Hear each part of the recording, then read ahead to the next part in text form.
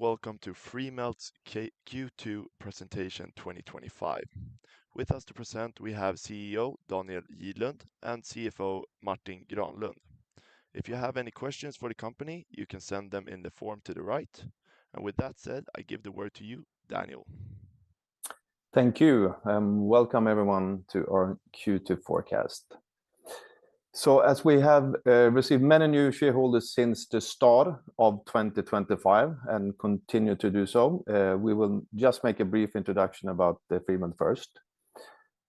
So Freemelt, we were founded in 2017 by engineers coming from another successful Swedish 3D printing company called Arcam.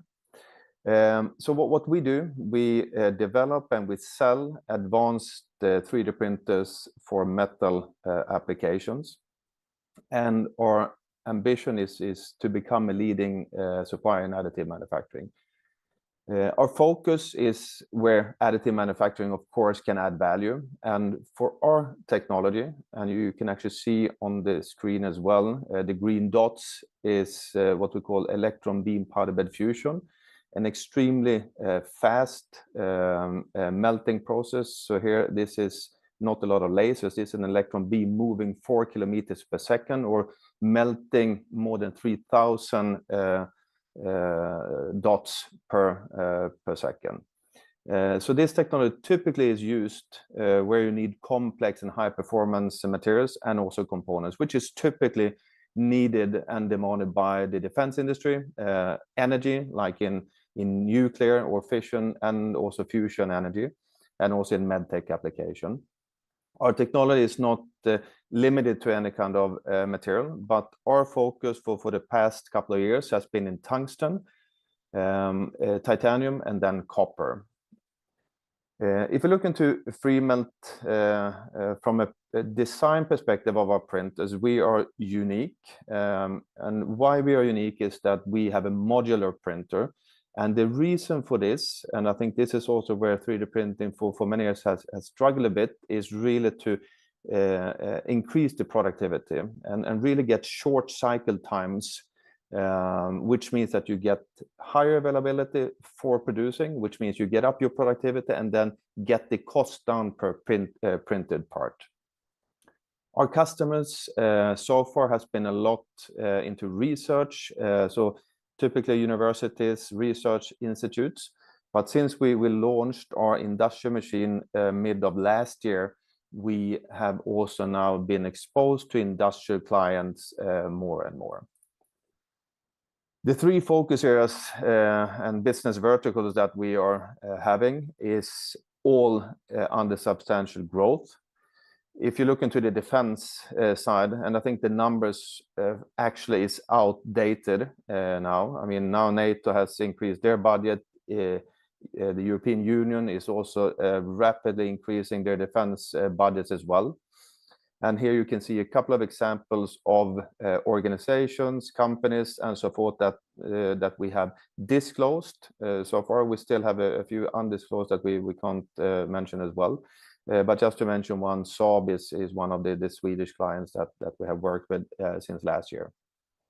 If we then zoom in on energy, this is mainly fusion energy where we have a really strong position. This is also an energy source that is rapidly increasing. It's substantial investments happening here as well globally. And we have a very strong position here. And then last but not least, medtech. So medtech, and in this context, it's mainly referring to orthopedic implants, which actually is the industry which has the highest adoption rate of serial production through additive manufacturing. And here we have also two global OEMs that we have as clients. So let's zoom in then on Q2, which has been a record quarter regarding sales. So sales for this single quarter is actually in par with the full year 2024. Our ambition is to be a leader in electron beam powder bed fusion solutions global, as I mentioned, and China is the fastest growing additive manufacturing market globally. Why it of course was a breakthrough in the quarter when we also signed up a partnership with Geely to represent Freemelt in China, Taiwan, and then Hong Kong. And then lastly, the strategic agreement with Scanville to manufacture our machines moving forward has also enhanced our supply chain scalability while we continue to grow our business globally. So of course, I'm very happy with the sales numbers for Q2. This is a result of 4 machines that were delivered during the quarter and installed at customer sites. We also had great order intake in Q2. So we had 20 million SEK in order intake, which represents 6 new machines and also 2 paid customer projects. And one of them was a real prestige order from Fusion for Energy, so within the energy sector. Additive manufacturing is a technology that is being more adopted now for serial production. And the industry that already started this transformation, as I mentioned previously, is medtech, so orthopedic implants. So here, big volumes of implants are already being produced through additive manufacturing, and therefore it's a critical milestone also during the quarter when we had a delivery of our industrial machine eMELT to one of the global implant OEMs. So if we look at our total installed base, I must say that, I mean, we have an impressive number of 39 machines now, which means that we are definitely taking clear steps towards our ambition to being a leader in EPBF solutions globally. I think many people have maybe a perception about China as a labor-intensive, low-cost production country. But when it comes to manufacturing, China actually today is becoming one of the most advanced manufacturing countries globally, which means that they can produce a really advanced and high quality product in a very efficient way. China is also the fastest growing additive manufacturing market globally, and it's also a country which rapidly adopt additive manufacturing for serial production. So this is why China is a key market for Freemelt to enter into as well. China has also a rapidly increasing demand of orthopedic implants, while the medical business is growing fast. And China has also stated that it wants to become a leader in renewable energy, such as fusion energy as well. So all these focus areas and positive areas are actually also key focus areas for Freemelt, why it's a great fit for us as well. And Geely, they are not a typical sales agent with several additive brands in their portfolio. They are an international industrial player with an extensive business success in areas such as energy. So for me, this is one of the most important strategic milestones for Freemelt since it starts, actually. Another major milestone for Freemelt, which also happened during this quarter, is our strategic agreement with Scanville. And this is to outsource the manufacturing of our machines. This will substantially improve our production scalability. It will optimize our net working capital, and it will also free up resources to focus more on R&D, aftermarket development, and customer support. So this is also a critical step in our industrialization journey. And the transition of the manufacturing is progressing according to the plan, and it shall be transferred prior to end of September. So with that said, I hand over to our CFO, Martin. Thank you, Daniel. If we first zoom in on the order intake, order book, and the receivables of the company. So in the second quarter, as mentioned, the order intake was 20 million. And in the first half of this year, 42 million. This is a number we started tracking this year and will continue to track going forward. And the order intake is, of course, the orders received in the period. We also track the order book. The order book is what the orders received, which have not yet been invoiced. So they haven't entered the financial books in any way. The order book total at quarter end was 14 million, which is 47% up year-on-year, slightly down since the first quarter. But that's an effect of those orders turning into receivables, prepaid income, and eventually sales as the deliveries are being finalized. So looking at the sales number for the second quarter, we only book revenues to the sales where we have completed deliveries. So uncompleted deliveries are still in the order book, in the account receivables, or as prepaid income.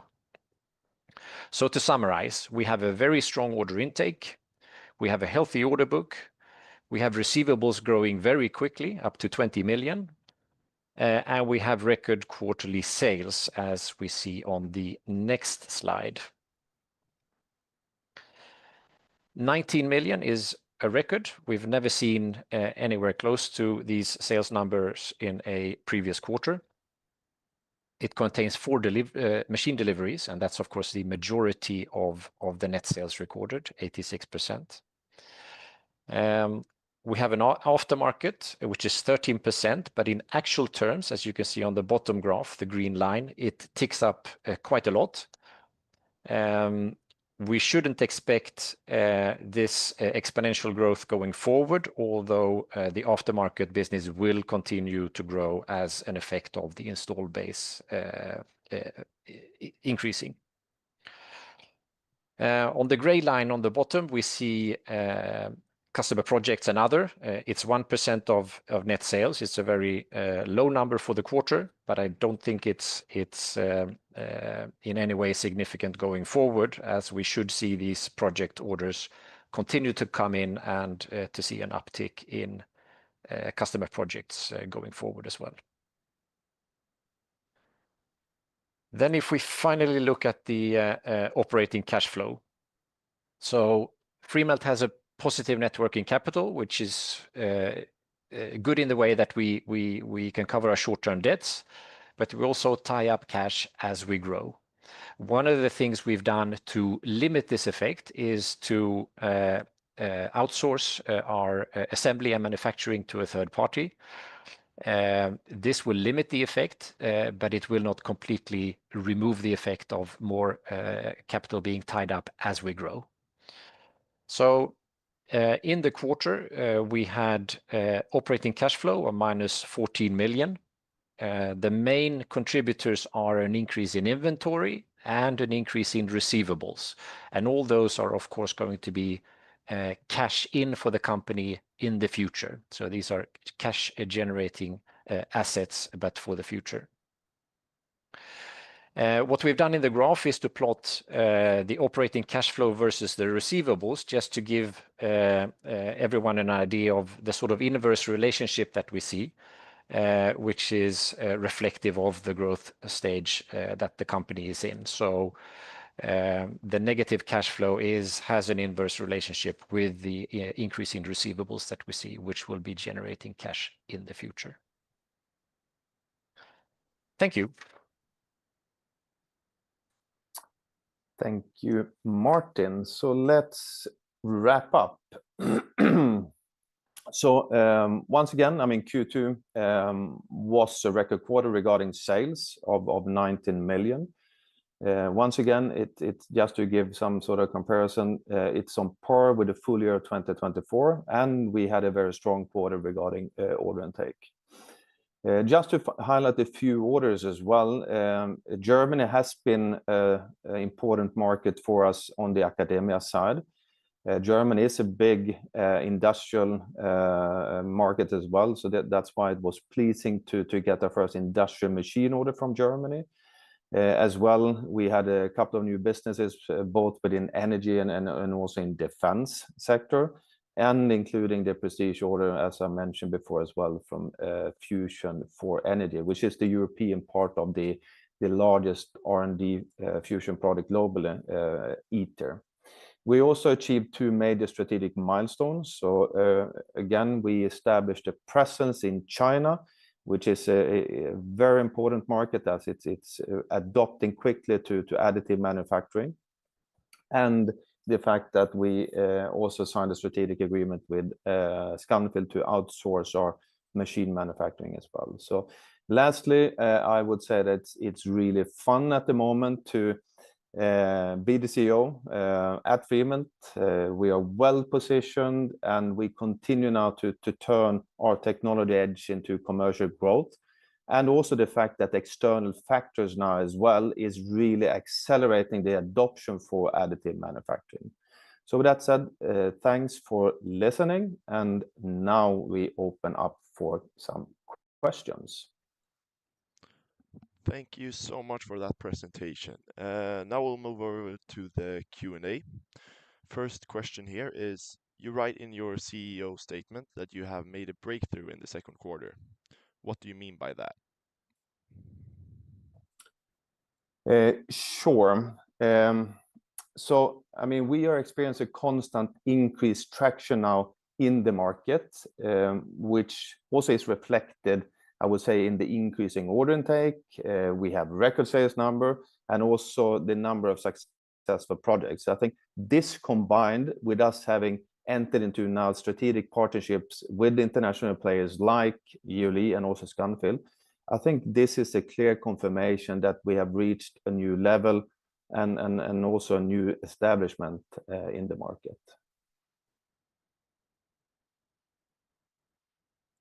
Thanks. How do you view the industrialization of AM, given that you mostly sell Freemelt 1?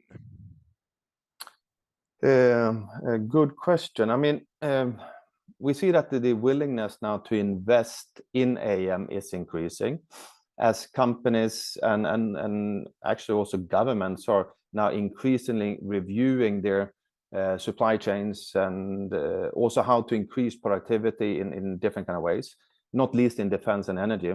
And Freemelt 1 actually plays a major role in the development of additive manufacturing.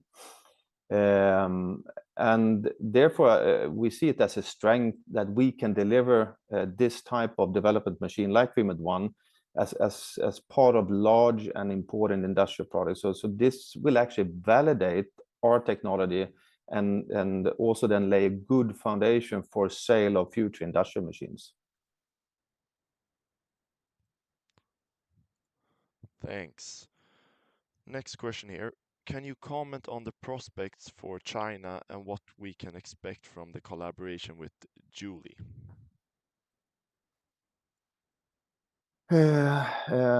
Yes, absolutely. I mean, China, as I said before, I mean, it's the fastest growing additive manufacturing market. China is leading also investments now in fusion energy in particular. And this is an area where Freemelt, I mean, we have a very strong position. We worked with United Kingdom atomic energy authorities for many years now. We have fusion for energy, so that's an important area. Yuli is also an established player, and I must say I'm really impressed about their structured and proactive way of working, which, I mean, really increased the potential of a successful establishment in China as well. So we definitely have high hopes and expectations for the cooperation with Yuli and also the upcoming business opportunities in China. Thanks. What is the difference in capability between Freemelt 1, ID, and IM? So I would say there are three different kind of stages. You have Freemelt 1 is when you start to do the material development, to really develop the material that's going to be used for the specific application. So Freemelt 1 is an open source machine, really open architecture, where you can add a lot of tools for more research purpose. It's a small, let's say, smaller build chamber, so you can work with a bit smaller kind of products, but really efficient research. The eMELT ID is the next step. When you develop the material and you're going to develop the application, then eMELT ID is the perfect fit. So you can still transfer your work from Freemelt 1. but then focus more on the application development, maybe also start more from a low scale kind of production. And then eMELT IM is when you're stepping up to serial production. So this is a designed really to, as I mentioned initially, to have short cycle times and turnaround times to really increase your availability for production. Thanks. Now we move on to the last question here. Can we expect higher revenue per machine sold as you scale up the business, and what is driving that development? Maybe you can answer that, Martin. Yes, good question. So the focus right now is to expand the install base and get as many machines as possible out there to build a foundation for the scale up. When it comes to products, so the Freemelt 1 is a bit more mature. The eMELT is a new product. We always see better margins for mature products than for new products. So I think this will improve over time, but we also see potential for Freemelt 1 to have somewhat better profitability in the future. What's also relevant here is the partnership that we have with Scanville, which we're entering into. I think this will also support us in our strive to improve profitability for the machines sold in the longer term. They will be a good partner to improve this going forward. Thanks. That was the end of the presentation. We got one last question here. Do you see an effect that customer buy machine directly instead of starting a pre-study? I think that's also a bit depending on the let's say the majority, so the maturity of the customer. So if you go to orthopedic implants again, they have worked for a longer period of time with additive manufacturing. They have also worked with their materials that has been developed over many years as well.